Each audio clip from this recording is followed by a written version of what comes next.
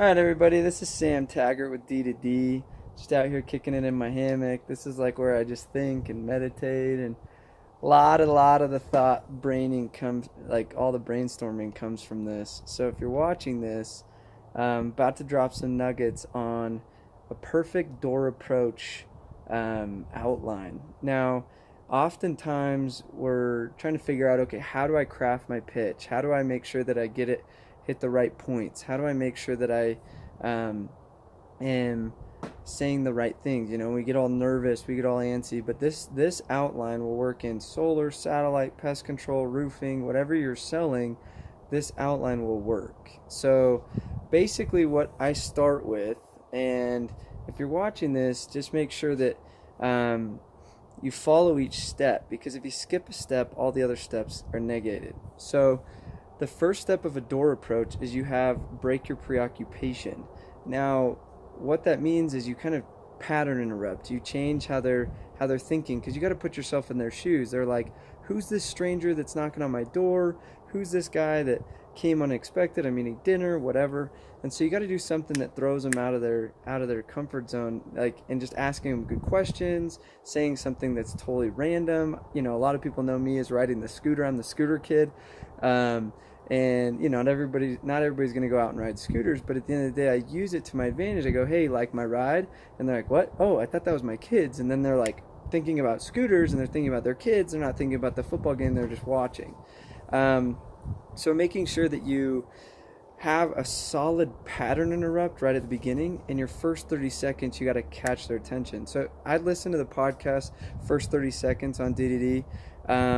And that'll help you really master those first 30 seconds. And in that first 30 seconds, you really introduce who you are.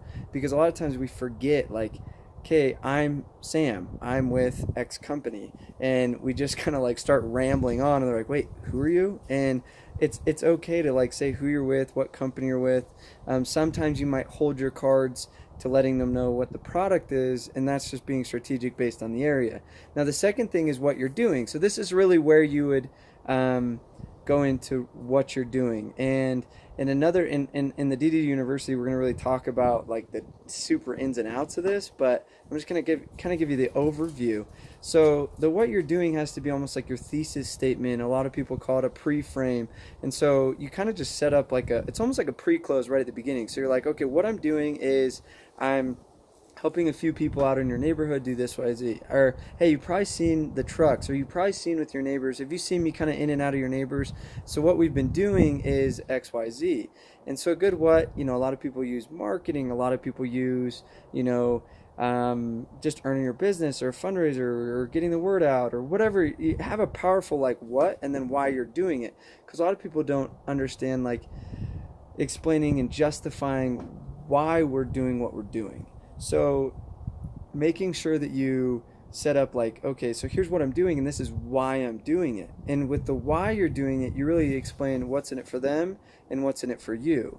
So if you're good at saying, okay, so why I'm doing this is we found you benefit by saving money, you benefit by, getting a new thing or upgrading or all the benefits, and then you have to, for sure, this is the piece where everybody misses it, you have to explain what's in it for you.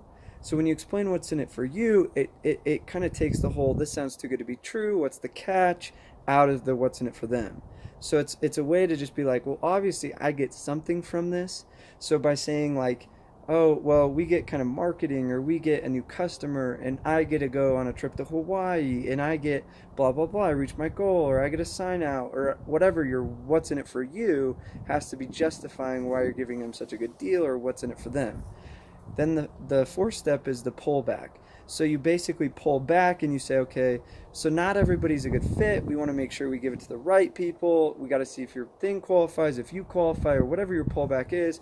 My favorite go-to is if it works for you, great. If it doesn't, not a big deal. And then I transition into the home, or I transition into my product, or I transition to setting the appointment, or whatever it is. And that's the last step. So a lot of times people are like, oh, did that work? And they forget. They're waiting for some type of approval from their customer to be like, oh, yeah, I'm interested. Don't wait for that. Just pull back, assume the pullback worked, and then transition. So these are the simple 5 steps to your door approach. This works in anything door to door. I've sold knives, I've sold solar, satellite, alarms. I've done it, and I've used the same outline with the same format with everything I've knocked doors with.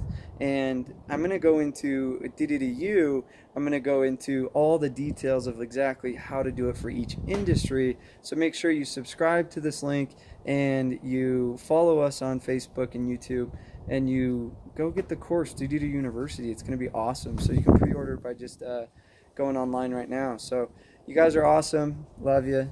Check.